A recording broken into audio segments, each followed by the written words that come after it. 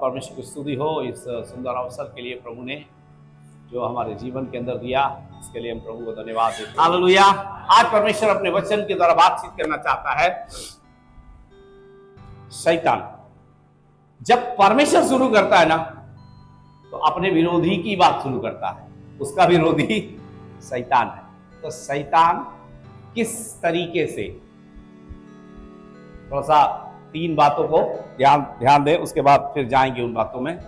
शैतान किस काम के लिए आता है और शैतान किस प्रकार काम करता है और शैतान का स्वभाव क्या है, इन 3 बातों में आज परमेश्वर के वचन के द्वारा प्रभु हमसे बात करने पाए। और इसके द्वारा मैं विश्वास करता हूं, ये वचन जब मुझे मिला, मैं आत्मा में बड़ा आनंदित हो गया, क्योंकि इस जो वचन मुझे मिला ना, इसको मैं पूरा जिंदगी पढ़ते ही चला आ रहा हूं। लेकिन इसके ऊपर जब पवित्र आत्मा ने अपना रेवलेशन दिया, अपना प्रकाशन दिया, तब अंतरात्मा खुल गया और समझ में आया कि वास्तव में परमेश्वर कितना महान है। और जितना उसके वचन को हम पढ़ते हैं, सुनते हैं, समझते हैं, उतना अद्भुत रीति से आशीषित हो जाते हैं। हालेलुया। तो यूहन्ना रचित सुसमाचार उसका 10 अध्याय उसका 10 वचन में एक महत्वपूर्ण बात लिखा हुआ है। क्या लिखा हुआ मालूम है? चोर किसी और काम के लिए नहीं, परंतु चोरी करने, नाश घात करने और नष्ट करने को आता है। मैं इसलिए आया कि वे जीवन पाए और बहुतायत से जीवन पाए। Hallelujah, hallelujah. अब एक सीधा सा सवाल यदि आपके सामने रखा जाए कि आप ये बताइए, चोर क्या करने आता? तो आप बोलेंगे ऐसी बच्चों जैसी बात करते हैं, इनको पता नहीं है चोर क्या करने आता है। सही बात है। चोर क्या करने आता है? चोरी करने, नाश करने, पहले घात करने, फिर नष्ट करने। ठीक है, वचन में ऐसे लिखा हुआ क्रमानुसार, तो ऐसा लिखा हुआ है, चोरी करने, घात करने और नष्ट करने का। तो ये किसको नहीं पता? शायद ही किसी को ना पता हो। इसके अलावा सबको जानते हैं चोर का क्या काम है। Hallelujah, hallelujah. ये बड़ी साधारण सी बात है। चोर क्या करने आएगा? चोरी ही करने आएगा। लेकिन यीशु मसीह कोई भी बात ना फालतू में नहीं बोलते थे। उनका एक एक बातों के पीछे एक मुख्य उद्देश्य, और उस उद्देश्य के पीछे कैसे आत्मिक रूप से परमेश्वर कलीसिया को या अपने लोगों को सिखाना चाहता है। तो शैतान हमारे जीवन के अंदर एक चोर के जैसे आता है। अब सवाल यह है, जिस तरीके से एक संसारिक या शारीरिक चोर होता है, उसका एक ही उद्देश्य है, चोरी करना है। उसके लिए अगर घात करना पड़ेगा तो घात करेगा, उसे नष्ट करना है तो नष्ट करेगा। वो किसी भी बात से पीछे हटने वाला नहीं है। उसका एक ही उद्देश्य है, उसे चोरी करना है। हालेलुया।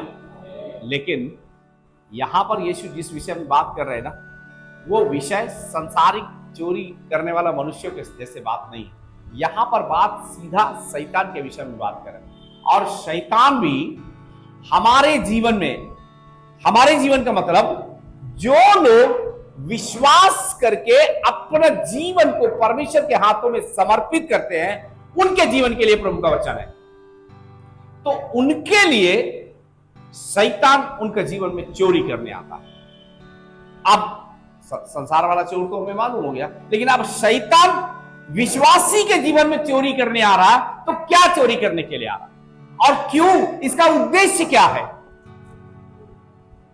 संसारिक चोर चोरी करके हमारा हो सकता है सोना ले जाए, पैसा ले जाए, या कुछ जरूरी कागजात ले जाए। क्या क्या ले जाते हैं चोर लोग, वो हमको पता है। लेकिन शैतान हमारे जीवन में चोरी करने आ रहा, और क्या चोरी करने आ रहा और क्या करेगा उस चोरी को करके, ये अगर नहीं मालूम है तो इस बात को बड़ी साधारण तरीके से हम शैतान चोर है, चोरी करके ले जाएगा, चुरा के ले जाएगा, इसलिए हमें सावधान रहना चाहिए। लेकिन इस बात की गंभीरता और गहराई तक जब तक नहीं जाएंगे, तब तक आप अपने वास्तविक जीवन को, जो आत्मिक जीवन है, उसको बचा के नहीं रख सकते। क्योंकि चोरी करने वाला आएगा और चोरी करके लेके उसको कोई भी रोक शैतान से इस दुनिया का कोई मनुष्य से शैतान डरता नहीं। आपके पास कितना ताकत है, कितना बुद्धि है, कितना ताकत है, ये है वो है, उससे कोई मतलब नहीं। शैतान जब करने आएगा तो फिर करके ही जाएगा, उसको कोई नहीं रोक सकता। लेकिन सवाल अब भी यही है कि शैतान क्या चुरा लेके जाएगा। तो एक विश्वासी के जीवन में क्या है? बहुत करोड़पति होते तो चलो ठीक है, हमारे पास बहुत बहुत सोना है, बहुत पैसा है, बहुत चांदी है, तो चलो हमें संभल के रहना पड़ेगा, साथ साथ ताला लगाकर उसके पीछे अंदर छुप करके रह सकते हैं। एक किसी के पास कुछ नहीं है, एक विश्वासी के पास क्या चुरा के ले जाएगा शैतान? ध्यान से सुनिए, एक विश्वासी किसे कहते हैं पहले तो वो तो ध्यान से सुनिए। ऐसे दुनिया का लोग चर्च जाना, आराधना करना, आना जाना, वो दुनिया के लोगों को दिखाने के लिए एक विश्वासी हो सकते हैं, लेकिन जो विश्वासी है ना, उसका काम है अपने जीवन को परमेश्वर के हाथ में समर्पित करके और परमेश्वर के वचन के अनुसार उसकी आज्ञा का पालन करके, संभलकर, सावधान होकर और प्रतिदिन के जीवन के ऊपर एक गंभीर दृष्टि बनाकर चलना। क्या मेरी प्रार्थनाएं हो रही है? क्या मैं परमेश्वर के वचन को पढ़ रहा हूं? उस वचन के द्वारा परमेश्वर मेरी आत्मा से बात कर रहा है? क्या मैंने अपना जीवन समर्पण किया है? क्या मुझे एक नियमित रूप से परमेश्वर के सामने मेरी दुआ प्रार्थना हो रही है? दुनियादारी की बातों में जाने से पहले सबसे पहले हम प्रभु के चरणों पर बैठना है। दुनियादारी में के बातों में जाने से पहले मतलब हमें नौकरी करने जाना है, हमें काम करने जाना है, मार्केट में सब्जी लेने जाना है, सामान लेने जाना है, ऐसा आना जाना, मतलब दुनिया से हम संपर्क रखने के समय इस तरीके का संपर्क है। लेकिन दुनिया के पास जाने से पहले क्या हमारा प्रभु के साथ किसी प्रकार का कोई संपर्क या संबंध है या नहीं है? पहले तो इस बात को सुनिश्चित करें, तब हम अपने आप को जानेंगे क्या हम विश्वासी हैं या नहीं हैं। हालेलुया। अगर ये सब कुछ ठीक ठाक है, तब शैतान आपके जीवन के अंदर चोरी करने के लिए आएगा। और एक बात बताइए, भिखारी के घर कोई जाएगा चोरी करने? कोई जाएगा? भिखारी के घर कोई जाएगा चोरी करने? चोरी करने उसी के घर जाएगा जिसके घर में कुछ। चोर लोग बड़े संसारिक चोर वाले, ये बड़े बुद्धिमान होते हैं। दिन के समय जाएंगे, इधर उधर घूमेंगे, इधर देखेंगे उधर देखेंगे, फिर चुपके से रात में घात लगाकर, तो जब इनको घूमने के समय में दिखाई दे इसके पास कुछ नहीं है, एक पॉलिथीन है उसमें कुछ सामान है, कुछ 2-4 रोटी, थोड़ा सा सब्जी रखे थे, रात का नींद क्यों बर्बाद करना है इसके घर में चोरी करके? इसके घर में चोरी करने का कोई जरूरत। लेकिन जिसके पास कुछ है उसके घर में चोरी करने के लिए चोर क्या करता है? योजना। हालेलुया। तो फिर ध्यान से सुनिए, अगर आपके पास प्रार्थना का जीवन है, आपके पास वचन पढ़ने का जीवन है, समर्पण के साथ प्रभु के पीछे चलने का जीवन है, तब आपके पास एक आत्मिक संपत्ति है। और उसी को चोरी करने के लिए शैतान हमेशा आपके जीवन के अंदर घात लगाकर बैठा रहता है। हालेलुया। मैंने बोला ना, भिखारी के घर में चोरी करने से चोर को कुछ मिलने वाला, लेकिन आत्मिक रूप से जो लोग परमेश्वर के साथ उनका संबंध सही से है, परमेश्वर के वचन के अनुसार उनका जीवन सही रीति से चलता है, ऐसा लोगों के जीवन के अंदर शैतान नजरें गड़ाकर उनका चोरी करने के लिए चाहता है। क्या चोरी करना चाहता मालूम है? अब भी सवाल का सही जवाब आया नहीं कि चोरी क्या करना चाहता है। हालेलुया। यीशु मसीह ने इस शब्द को, जब इस वचन को बोला, तो एक साधारण सी भाषा में हमें चोर के काम को पता लगा, लेकिन जब इस वचन को आत्मिक दृष्टिकोण से जाएंगे तो परमेश्वर का आत्मा हमें इन बातों को समझने के लिए मदद करेगा कि किन बातों के विषय में प्रभु हमें चेता रहा है कि हमें सावधान रहना है। चोर हमेशा हमारे पीछे पड़ा हुआ है। हालेलुया। हालेलुया। चोरी करने के लिए आपके पास कोई सामान चोरी करने के लिए शैतान नहीं आता। विश्वासी अमीर भी हो सकता, गरीब भी हो सकता, बिल्कुल नीचे वाला भी हो सकता, ऊपर वाला भी हो सकता, लेकिन विश्वासी के पास जो संसारिक संपत्ति या धन है वो शैतान चुराने के लिए नहीं आएगा। आपके पास क्या चुराने के लिए आ रहा है उसको ध्यान से सुनिए। आपके जीवन के अंदर सॉरी, आपके जीवन के अंदर जो प्रार्थना की सामर्थ है, उस प्रार्थना की सामर्थ्य के द्वारा जो आत्मिक रूप से आपके अंदर दृढ़ता, स्थिरता और समर्पण है, शैतान आपके जीवन के अंदर उसको चुराने के लिए आ रहा है। क्यों? क्योंकि जब तक आपके जीवन के अंदर प्रार्थना की सामर्थ और पवित्र आत्मा की सामर्थ्य, दृढ़ता, स्थिरता और मजबूती आपके जीवन में बनी रहेगी, शैतान आपके जीवन के ऊपर आक्रमण नहीं कर सकता है। यह बात शैतान को पता है। क्योंकि प्रार्थना की सामर्थ्य क्या करती है, उसको ध्यान से सुनिए पहले, और क्यों उसको चुराने के लिए शैतान आपके ताक में हमेशा लगा रहता है। शैतान कई तरीके से काम करता है। आप जितने बुद्धिमान हैं, उससे ज्यादा बुद्धिमान होकर शैतान आपको शिकार करने के लिए प्रयास करता है। इसलिए सबसे पहले आपके जीवन से मिला लीजिए बातों को। अच्छा खासा प्रार्थना करते हैं, वचन पढ़ते हैं, प्रभु के साथ संगति करते हैं, आंसू बहा बहा कर रो रो कर प्रभु से प्रार्थना करते हैं।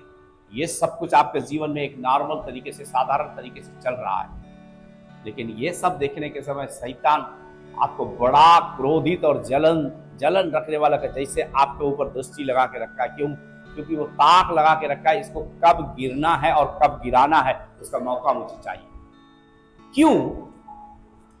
अगर आपके जीवन के अगर आपके जीवन के ऊपर अटैक करना है, तो पहले जो आपका डिफेंस है ना, उस डिफेंस को आपसे अलग करना पड़ेगा शैतान। क्योंकि जिसके पास डिफेंस बढ़िया होता है ना, उसके ऊपर अटैक करने से भी कोई ज्यादा प्रभाव पड़ने वाला नहीं है। सुनिए ध्यान से। एक देश है जिसका नाम है इस्राइल। उसने अपना पूरा देश के अंदर एक ऐसा टेक्निक लगा करके रखा है, उसको बोलते हैं आयरन डोम। तो वो क्या है, पूरा कवर्ड करके रखा हुआ है कुछ ऐसा सिस्टम जिससे कोई भी अगर अटैक करेगा, इधर का सिस्टम पूरा अलर्ट है, उधर से अटैक होगा, इधर से जाकर उसको डिफेंस करके उसको मार के गिरा देगा, कुछ भी होने वाला नहीं है। अगर आजकल ऐसा कभी कभी न्यूज में सुनने के लिए मिलता भी है कि अगर 100 मिसाइल ऐसे छोड़ा गया तो 98 मिस हो गया, 2 ही जाकर के वो भी इधर उधर कहीं जाके गिरा। क्यों? क्योंकि उसका डिफेंस इतना बढ़िया है। वैसे ही आत्मिक रूप से जब आपका डिफेंस बढ़िया होगा तो कितना भी अटैक आपके ऊपर करेंगे ना, वो कुछ भी असरकारी होने वाला नहीं है। Hallelujah, hallelujah. इसलिए शैतान सबसे पहले आपके डिफेंस को आपसे अलग करना चाहता है, आपके बचाव को आपसे अलग करना चाहता है। और वो बचाव क्या है? प्रार्थना की सामर्थ, प्रभु के संग चलने की सामर्थ, समर्पण की सामर्थ, पवित्रता की सामर्थ, उसमें एक सामर्थ है, और जिसके कारण शैतान बहुत परेशान है। इसलिए सब कुछ ठीक ठाक चलने के समय में एक दिन अभी कभी थोड़ा सा कोई काम हो गया, या कहीं यात्रा में गए, या फिर किसी कारण से भी जिंदगी लंबा है, कभी कभी यात्रा करना पड़ता है, कहीं जाना पड़ता है, कहीं शादी में गए, कहीं रिश्तेदार के यहाँ गए, तो किसी भी कारण से हमारा 1-2 दिन का थोड़ा सा प्रार्थना जब थोड़ा सा बंद होता है, प्रभु के साथ संगति का समय थोड़ा सा कम होता है, तब शैतान को मौका मिलता है हमारे ऊपर अटैक करने के लिए। 1 दिन 2 दिन नहीं करेंगे प्रार्थना, तो तीसरे दिन अगर आप प्रार्थना करेंगे भी ना, तो जितना प्रार्थना करते थे उतना प्रार्थना नहीं कर पाएंगे। फिर वहां तक पहुंचने के लिए एक थोड़ा सा लंबा टाइम आपको लगेगा, क्योंकि एक बार वहां से आप गिर गए। वजह क्या थी वो आप जानते हैं, लेकिन शैतान का दृष्टि में यह हुआ कि इसने उतना टाइम तक प्रार्थना नहीं किया, अभी दोबारा इसको उतना समय तक करने भी नहीं दूंगा। और धीरे धीरे धीरे आपका प्रार्थना को क्या करता है, शैतान लाते कई लोगों के साथ तो ऐसा होता है, वो क्योंकि उतने दृढ़ नहीं होने के कारण दुआ प्रार्थना को एक साधारण सी बात लेते हैं, और साधारण ही तरीके से उनकी दुआ प्रार्थना बंद भी हो जाती है, और फिर वो नहीं समझ पाते कि हुआ क्या। लेकिन मेरे प्रियो, मैं आपको एक महत्वपूर्ण बात बताना चाहता हूं, अगर आप प्रार्थना बंद कर देंगे तो प्रार्थना वो ढाल है जिसके ऊपर अटैक करने के बाद भी आपको कुछ हानि नहीं होगी। लेकिन अगर ढाल आपके पास से हट गई तो तलवार से आपको मारने के समय फिर बचाने आप और तलवार के बीच में कुछ भी है नहीं। हालेलुया। मेरी बात समझ में आ रही? किसको आ रही है? हालेलुया। चलिए, कम से कम मुझे ऐसा तो नहीं लग रहा कि मुझे हवा में बातें कर रहा हूं। अगर आपके प्रार्थना की ढाल हट गई तो फिर शैतान जब अटैक करेगा तो पूरी तरीके से मारेगा और उसको पूरी तरीके से मारता है। लेकिन अगर प्रार्थना की ढाल आपके साथ है तो फिर क्या है, हमला तो होगा लेकिन किस पर वार होगा? ढाल पर। और ढाल पर मारने से खून नहीं निकलेगा, कटेगा नहीं। समझ रहे हैं? हालेलुया। तो आपकी प्रार्थनाएं एक ढाल के समान आपके पास हैं, जिसके ऊपर शैतान अटैक करेगा तो वो ढाल भी क्या करेगी, उसको पलटवार। कभी कभी आपने देखा होगा तलवार से तलवार लड़ता तो बिजली ऐसे चमक के ऐसे निकलता है, वही चमक कर शैतान को भी पता लगेगा इधर अटैक करना इतना आसान, वापस जाना पड़ेगा।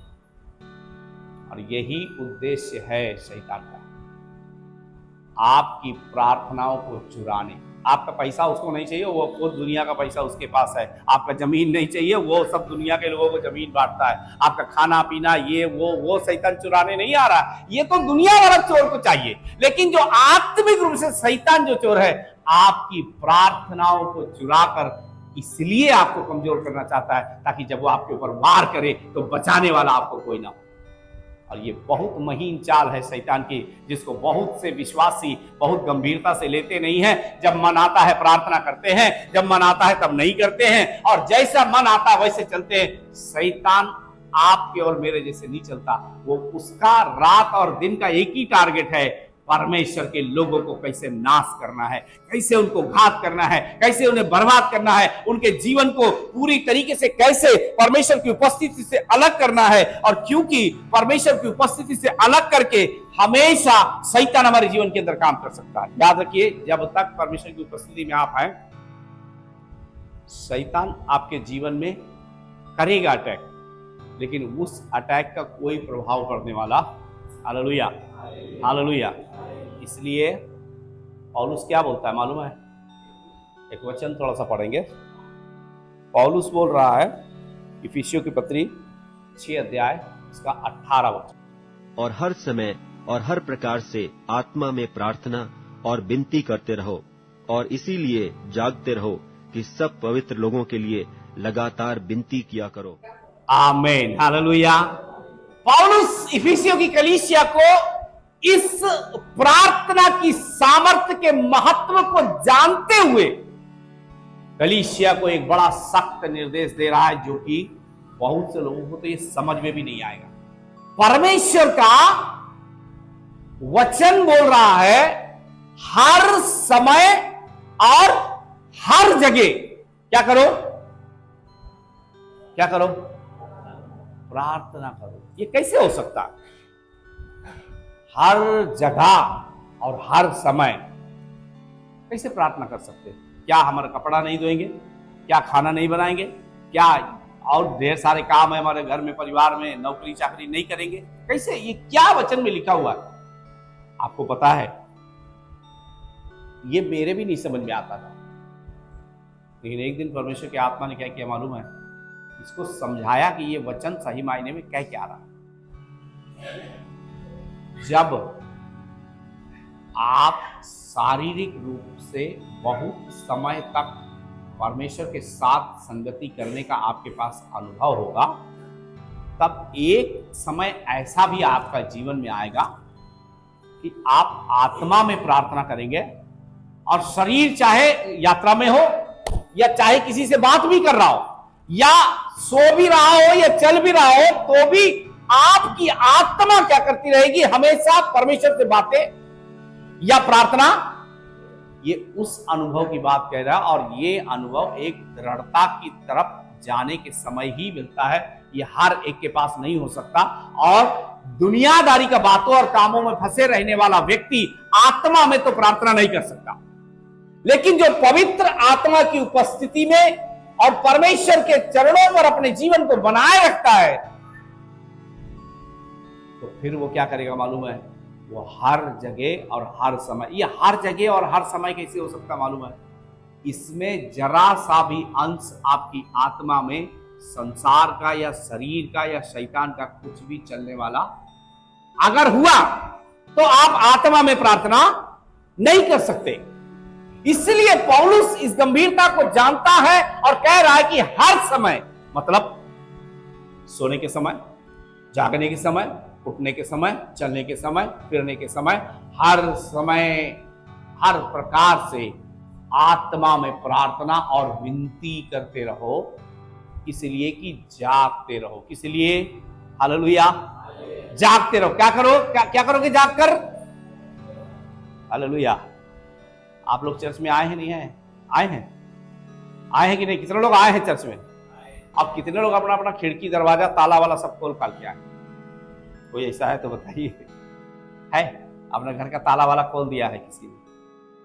एक बहन हाँ ऐसे सर हिला रहे हैं क्योंकि उनका ताला खुला है, क्योंकि घर के अंदर कुछ लोग होंगे इसलिए वो ताला खुला है। हालेलुया।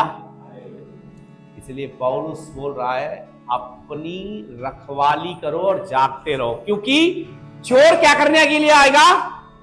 चोर चोरी करने के समय ध्यान से आत्मा में प्रार्थना करते रहो और इसलिए जागते रहो कि सब पवित्र लोगों के लिए लगातार विनती करो। जब खुद चौकीदारी करोगे तो दूसरों की भी चौकीदारी के लिए प्रार्थना करोगे। प्रभु ये पास्टर के लिए प्रार्थना करते, प्रभु ये विश्वासी के लिए प्रार्थना करते, इस बहन के लिए प्रार्थना करते, उस भाई के लिए प्रार्थना करते। लेकिन जब अपने लिए ही सो रहे हो तो किसी दूसरे के लिए कैसे प्रार्थना कर सकते? हालेलुया। चोर चोरी करने के लिए आता है। शैतान आपकी प्रार्थनाएं, आपका आत्मिक जीवन और उसकी सामर्थ्य को चुरा कर आपके जीवन से इसलिए अलग कर देना चाहता है कि जब वो अटैक करेगा आपको बचाने वाला कोई ना हो। देखिए परमेश्वर का भी एक नियम है। आप ऐसे नहीं बोल सकते हैं कि एक आयत को लेकर हाँ परमेश्वर ने तो जगत से ऐसा प्रेम रखा कि उसने अपना इकलौता पुत्र दे दिया ताकि जो कोई उसके ऊपर विश्वास करे वो नाश ना हो परंतु अनंत जीवन पाए। इसलिए मैंने विश्वास किया, मैं उसका बेटा हूं, अब मैं चाहे जो करूं प्रभु मेरे साथ है, उसका प्रेम मेरे साथ है। जी नहीं, आप बिल्कुल ठीक ठाक नहीं है, क्योंकि परमेश्वर का प्रेम एक अलग बात है, लेकिन आपके पास प्रार्थना की सामर्थ्य एक दूसरी बात है। इसलिए वचन को जो जिस विषय के लिए काम करता है, बात करता है, उस विषय पर ही वो लागू हुआ।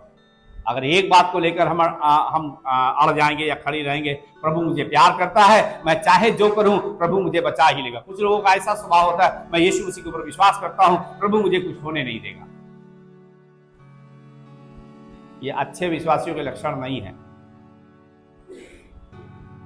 आपको अपने बचने के लिए अपने घर में ताला खुद ही डालना पड़ेगा ताकि कोई आपके घर से कुछ चुरा के, चौकसी करना पड़ेगा। यीशु ने क्या कहा? जागते रहो और प्रार्थना करते रहो। जागते रहना एक महत्वपूर्ण बात है ना? इसीलिए जागते रहना है चोरी ना हो जाए। बड़ा बड़ा पैसा वाला लोग जो है अपने घर में चौकीदार रखते हैं, वो नहीं जाग पाते हैं तो उसको जगा के रखते, तुम मेरे घर में जागो, मेरा सामान का सब जांच करो, चेक करो कोई चुरा ना ले। आत्मिक रूप से प्रभु कहता है जागते रहो। जागते रहोगे तो चोरी नहीं होगी, और जब जागते रहोगे तो अपने आप प्रार्थना होती रहेगी। हालेलुया। और जब सो जाओगे, हालेलुया, थोड़ी देर के बाद आप नहीं होगी प्रार्थना, आप सो जाएगी। शैतान ऐसे मौके की तलाश रहता है कि आप थोड़ा सा आत्मिक रूप से सोएं ताकि आपके ऊपर बड़े हमले को करने पाए। हालेलुया। जल्दी खत्म करेंगे, टाइम जा रहा है ना। दूसरी बात क्या है? चोरी करने और घात करने की। ये घात क्या होता है? आपके जीवन के अंदर हर एक वो चीज जिसके द्वारा आप आनंदित होंगे, आपके जीवन के अंदर शैतान उससे आपको वंचित करेगा। अच्छी पढ़ाई से, अच्छी नौकरी से, अच्छे परिवार से, अच्छी खेती से, अच्छे बिजनेस से, सब बातों में शैतान हमारा प्रार्थना को चुराने के बाद फिर पहला काम क्या है? चोरी किया। क्या किया? हमारा प्रार्थना और दुआ। उसके बाद क्या हुआ? अब नंबर आया घात करने का। तो घात कैसे किया जाता मालूम है? घात कभी भी आमने, ये शब्द ही ऐसा है, ये आमने सामने की लड़ाई को नहीं प्रकट कर रहा। छुप करके मौका देखकर, तलाश करके तब अटैक करता है, ताकि बचने की कोई गुंजाइश ही ना हो। तो अब नंबर आया घात करने का। तो घात किन बातों पर करेगा? जिन बातों से हमारे घर में, परिवार में, जीवन में आनंद आता है, उन चीजों के ऊपर शैतान घात करके उन सारी परिस्थितियों को बदल देगा। फिर बिजनेस डाउन है, नौकरी मिल नहीं रही, परिवार अच्छे से नहीं चल रहा, और बच्चे माता पिता की बात नहीं सुनते, माता पिता बच्चों की बात नहीं सुनते, पूरा घर जब एक साथ इकट्ठा होता है, सब उलट पुलट करके शैतान पता नहीं क्या क्या कर देता है। क्योंकि शैतान का एक ही उद्देश्य है, आपको घात करना। आप आनंद से रह लें, ये उसकी कोई योजना नहीं। और एक बात, शैतान क्या करता है मालूम है? शैतान जो उसके पंजे में है, उनके लिए तो आश्वस्त है, उनके लिए जैसा वो चल रहे हैं उनको जाने देता है। प्रॉब्लम कहां है? जो उसके लोग नहीं है, मतलब जो परमेश्वर के लोग हैं, तो उनके लिए विशेष तरीके से कोई ना कोई पढ़ाई में, नौकरी में, परिवार में, घर में कोई ना कोई अड़ंगा शैतान डालता ही रहेगा, और कोई तकलीफें और परेशानियां भी डालता रहेगा। लेकिन क्या होता है मालूम है? जब प्रार्थना की सामर्थ और पवित्र आत्मा की उपस्थिति आपके साथ होती है, तो क्या होती मालूम है? अटैक तो होता है, हमला तो शैतान करता है हमें घात करने के लिए, लेकिन परमेश्वर क्या करता है ना, पवित्र आत्मा की सामर्थ और प्रार्थना की सामर्थ, ये दोनों मिलकर क्या करते मालूम है? जिन कामों के लिए शैतान हमें भारी नुकसान पहुंचाने के लिए घात करता है, उसमें से शैतान कुछ भी हमारा नहीं कर पाता। Hallelujah, hallelujah, hallelujah. अब देखिए, ये है एक चीज, कोई भी चीज, मोबाइल मत समझिए, इससे मारना, ठीक है? तो इससे फेंक करके मेरे सामने वाला एसी के ऊपर मारेंगे तो बहुत तेजी के साथ जाएगा।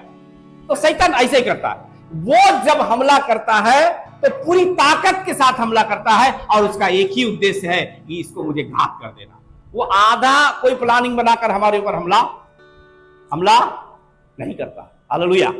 शैतान जब हमारे ऊपर अटैक करेगा तो पूरी ताकत के साथ, पूरी योजना के साथ वो दीवार पे मारेगा, और जब पड़ेगा तो जिसके ऊपर पड़ेगा उसको बचने का कोई उम्मीद। लेकिन परमेश्वर क्या करता मालूम है?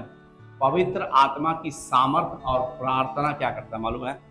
ये शैतान ने बहुत तेजी के साथ मारा, आखिरी में आकर प्रभु का हाथ आकर इसको बीच में रोकता है, और बहुत धीमे से विश्वासियों के जीवन में उसको छूने देता है। क्यों छूने देता है? ताकि विश्वासी को मालूम हो कि किसी ने मेरे ऊपर अटैक, तब मेरे प्रभु ने क्या किया मुझे। हालेलुया। अब क्या होगा? आज्ञाकारिता के कारण, प्रार्थना के कारण, प्रभु के प्रति पवित्र होने के कारण, वचन में बने रहने के कारण शैतान हमारे ऊपर अटैक करता है और पूरी तरीके से घात कर देने का योजना बनाता है। प्रभु अपना हाथ बीच में लाता है, उसको थोड़ा सा छू करके निकल जाने देता है, और प्रभु में बने रहने के कारण थोड़े समय तक परमेश्वर के लोगों को दुख, तकलीफ और परेशानी भी होती है। Hallelujah, hallelujah. लेकिन थोड़े समय तक दुख, तकलीफ और परेशानी को परमेश्वर कैसे अद्भुत रीति से अपनी दोगुनी आशीष में बदल देता है, यह शैतान देखकर हक्का बक्का हो जाता है। हालेलुया। योजना क्या लेके आया था? इसको पूरी तरीके से क्या कर दूंगा? घात कर दूंगा। लेकिन प्रभु ने बीच में अपना हाथ डाला, और हाथ डालने के बाद क्या किया? उसी योजना को ध्वस्त करके अपने बच्चों के जीवन में दोगुनी आशीष में बदल दिया। इसीलिए तो परमेश्वर के बच्चे दुख उठाने के लिए, कष्ट उठाने के लिए, परेशानी में जाने के लिए कोई हिचकिचाहट नहीं है, क्योंकि उन्हें अपने पिता का स्वभाव पता है। मेरा पिता जब मेरे किसी भी मैटर पे हाथ डालेगा तो मुझे दोगुनी आशीषों से परिपूर्ण करेगा। चाहे थोड़ा सा दर्द हो, चाहे थोड़ी सी तकलीफ हो, चाहे थोड़ी सी परेशानी हो, लेकिन उसके अंत में मेरा परमेश्वर मुझे दोगुनी आशीषों से भर देगा। Hallelujah, hallelujah. तो शैतान की योजना क्या थी? हमें घात करनी, लेकिन उसी योजना को प्रभु ने क्या कर दिया? हमारे जीवन के अंदर अद्भुत रीति से अपनी आशीष में बदल दिया। Hallelujah, hallelujah, hallelujah.